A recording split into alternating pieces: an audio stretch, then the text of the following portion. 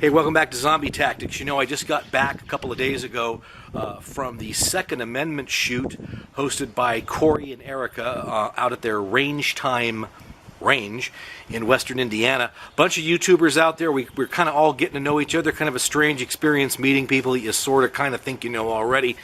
Great time had by all. One of the highlights of the weekend for me was a mini handgun training put on by Brannon LeBouef of No Attack Firearms Training. And in reviewing my footage from various things, I thought that little segment that I've got of that training that he put on stood alone pretty well as a good little mini segment on firearms training. So I'm just going to go right to Brannon and let him do his thing and let you watch it. I think it's pretty good. Primarily in the grip. High on the back strap. Your social finger up against the trigger guard. Conceptually, I want you to think of any time you shoot, every time you shoot, you're shooting one-handed.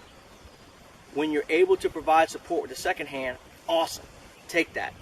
But you're completely capable of firing one-handed.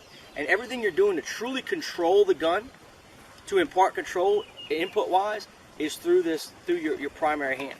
So that's why it's so important on a draw to establish a good shooting grip, really drive it in, kind of strike it like a snake. And you're running an SLS. What a lot of guys will do on a SLS hood is they'll hit it and push it. It's two separate motions. You need to come in and strike it as one boom, and your thumb pushes it forward, which places the web of your hand high where you want it to be. With the exception of guys who are really big hands or very meaty, fatty hands, you can't get too high. Because as you draw and rotate into a grip, the gun will work itself out where you're not getting slide bite. If you're a dude that's just got a really big freaking hand, you probably need to start looking at something like a grip force adapter or something that's going to give you enough to cover that, because you don't want to sacrifice that high grip. So everything's coming out and I'm ready to shoot one-handed. Again, depending on the weapon, your firearm you're shooting, have a positive place to register that finger. Keep your finger straight and off the trigger until you're ready to fire. That's a whole lot of places where your finger could go. Instead of saying, don't do this, give me a specific place. Do that. Well, for me on a Glock, it's generally on that front corner edge. It's going to depend on the weapon, the firearm in your finger. I'm taking an NRA training course, so I'm trying to not say weapon. It's registered generally on the inside on the inside of the chamber.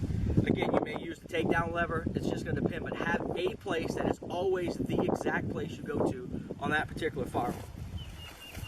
Now, path of least resistance. If I just shot it like this, what's going to happen with recoil?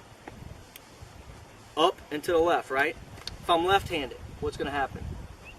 Up and to the right. If I'm shooting two-handed and I've got a low grip, I've got some space here, what's going to happen? It's going to kick up, right? So all we're doing is we're trying to provide resistance so that the only place the slide can go is to the rear, the path of least resistance. So high, inside this space, what we want to try to do is get this top joint inside of our grip right in this cusp. That's ideal. That's not going to work for everybody given hand size and firearm choice, but that's where we want to try to get it. Now, with thumbs, so once you come in, meaty portion, with this backbone right up in there, it's going to feel funky because you're really driving that bone, just wrapping it around. Thumbs. If you want to run them forward, run them forward. If you want to flare them out, flare them out. If I shoot one hand, I would generally, from my competition days, I would generally kick that thumb out, because that thumb kicked out provides just a little bit of back tension to torque the gun horizontal for me or level for me.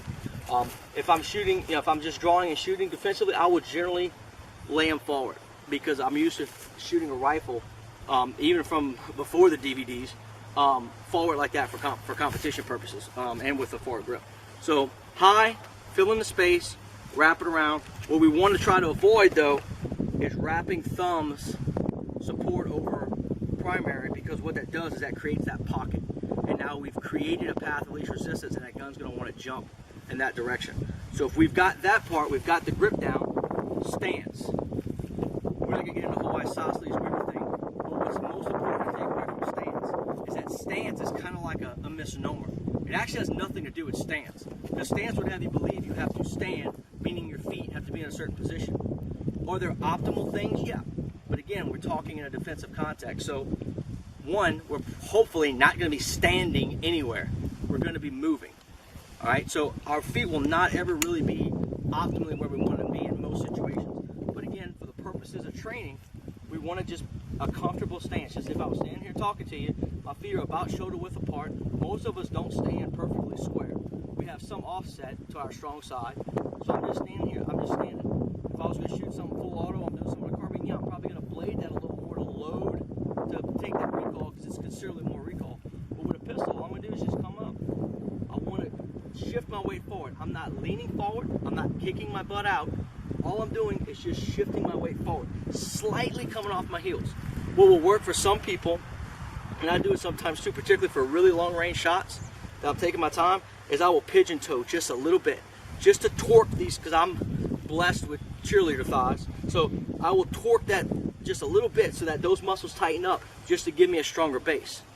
All right, but you probably all seen the demo. I won't waste the ammo on it unless you really want me to. But you could do all, when we go through these fundamentals, you have to have two. It's kind of like you want something fast, good, and cheap. Well, you can have two. You can't have all three. Because if it's fast and good, it ain't going to be cheap, and vice versa. So what you'll see is you can stand here on one leg, which is essentially no stance. And if you're doing everything else, if you've got the eyes, you've got the sight alignment, you've got the finger, you're doing good trigger manipulation, the rounds are still going to go where you need them to go.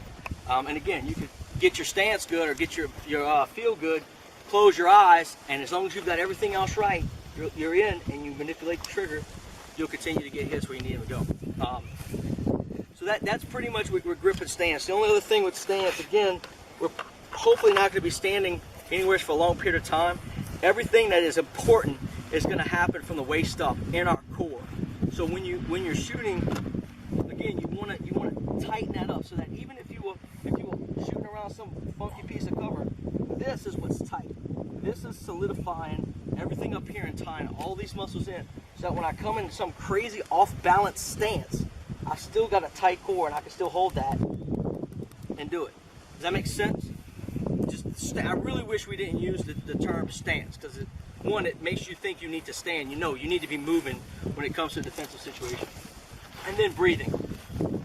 You know, for years we taught, take a breath, breathe it out halfway, fire the shot. Now what we found is, yeah, that will work. But keeping with, again, defensive use, and one, you're trying to remember to breathe, period. A lot of people in times of high stress will hold their breath. So you need to focus on breathing at all. So don't even really worry about how you're breathing. Now, again, when we go to that more marksmanship, or we're taking that really long distance shot, but we have the time to do it, you want to breathe out, breathe in, breathe out, and then when you were just standing here talking, there's a natural respiratory pause, which means when you breathe in and breathe fully out, it's about 3 to 6 seconds, depending on your level of health, where you're not doing anything. Then you breathe in. So if you can, and that's where the whole thing comes from. It's because it's a long distance or a high marksmanship priority shot, where maybe we're really trying to put all these holes. We're focusing on something else, and our goal is to put all these holes on top of each other. Marksmanship is the priority, not speed, not movement, not anything else. Then yeah, I'm going to come, because as I'm taking that time, I'm mentally cycling through all those things. Yes, my grip's right. And then break the shot. Again, it's priority of mental focus. So breathe. At the end of the day, don't overthink it, breathe. If you're going to take a distance shot, natural respiratory pause. If you're doing a long distance shot and that you start to get past that 4 to 6 second mark, and you start to feel like you need to breathe, relax, come in, and then do it again. Don't rush that shot. Eyes or mind, very simple. Sight alignment, sight picture. We've all heard it before. There's no magic here. Sight alignment is the relationship of the front sight to the rear. Ignore any type of sight marking, conceptually. No matter what funky dots or triangles or holy crosses, whatever you got on it, it is a blade and it is a notch. Or it may be a U or something, but it's something in the middle of something else. Center it, flush it across the top. That's, at the end of the day, the most basic way your sights work. All things like trits or any type of dot or notch and post or anything like that is to help us in lower light situations or really direct high-speed stuff. That's it. And at that point, you're probably not quote-unquote using your sights. You're just simply using them as a quick alignment so that you're not holding the gun like this. Make sense? Sight picture is doing that right and putting it where you want the bullet to go. So if my goal is a chest shot and my sights are aligned here, that's clearly poor sight picture. They may be aligned perfectly, but in order to get the shot I want, I need to actually put that perfect picture where I need to go. And lots of times we'll just say sight picture collectively, talking about sight alignment, sight picture. What's important to that too is if that is the priority, the mental focus needs to be on the front sight post. The top tippity tip of the front sight post. Conceptually, you should be able to count the specks of dust on the top of that front sight post. Eye quality dependent.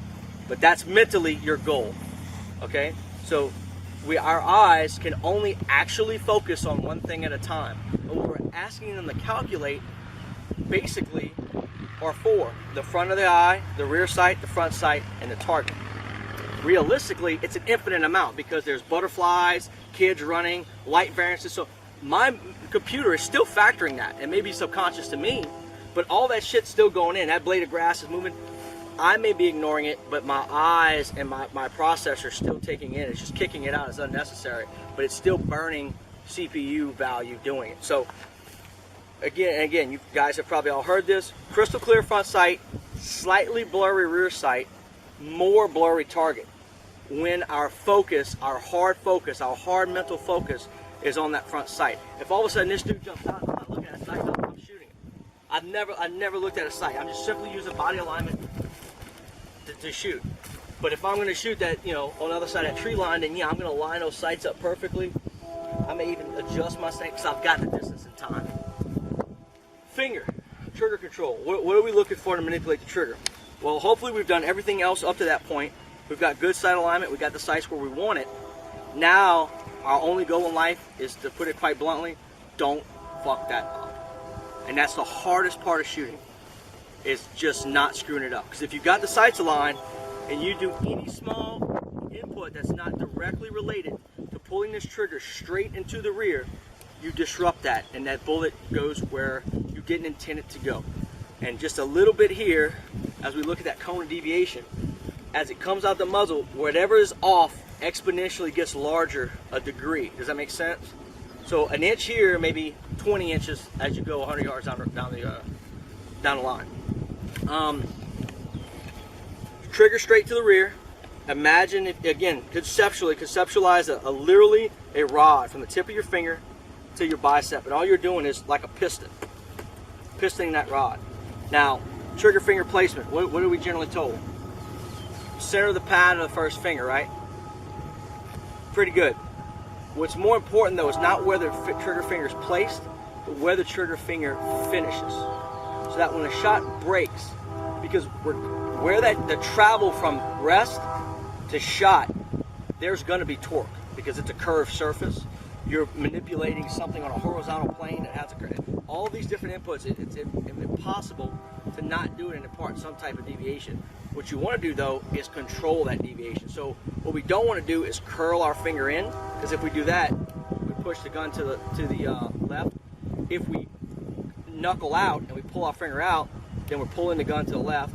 And if we over torqued it and we just put a lot more pressure in it, we can, same thing, drive the gun down.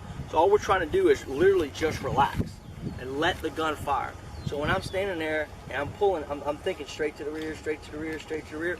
And one of the ways I'm determining if I'm doing that well, when I have the time, is watching the sights. Because if I start to impart, my sights will move. Okay. The other thing with trigger finger is it's trigger finger. It's not trigger hand, trigger wrist, trigger anything else.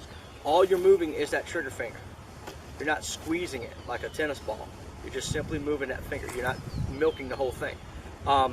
Another thing you have to watch, particularly with Glocks, is what's called frame drag, where the bottom of your finger will actually ride the bottom or the top of the trigger guard.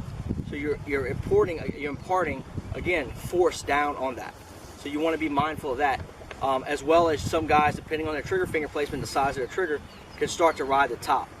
You really want to try to isolate that finger inside that trigger guard so it's touching nothing else but the trigger. It's not riding on that bottom edge. And then follow through. Again, we're just trying to let the gun fire. Anybody does like MMA or anything like that? Or any type of, come here, or your video on. Who's that video on? Come see you. Alright, so stand right here in front of me. If I sit, yeah, face it. That's another reason why I want my material. right, so if I said, all right, here's the deal. I'm not going to hurt you, but I'm going to push you. All right? No, I'm just saying, I'm going to push you. Okay? You ready? You see how he anticipated that? All right, what I'm trying to say, okay, so now you know what I'm doing, right? So don't move, but I'm going to push you, but just don't anticipate it, right? You saw I showed still, he knew I was going to do it.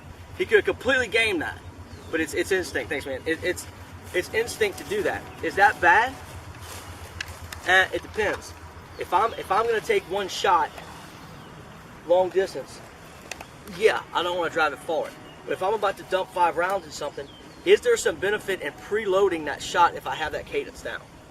This is a little more of an advanced application, but I want you to understand intellectually what the capabilities are. You may not personally be ready for that, but and I'm not. And again, it's not a conscious like you're trying to. It's not double dutch, okay? But if that's natural and it's gonna happen. The hardest part is not doing it at the inappropriate time. Makes sense a little bit? Okay. So now, does anybody have any questions about that? And again, you can chunk it however you want, but instead of trying to cycle through 7 checks, conceptually think of these as just groups, just general feel. A body needs to be right. Well, being right consists of a good grip. And that's Zombie Tactics for today. As always, keep your powder dry and always aim for the head. We'll see you next time. Bye-bye.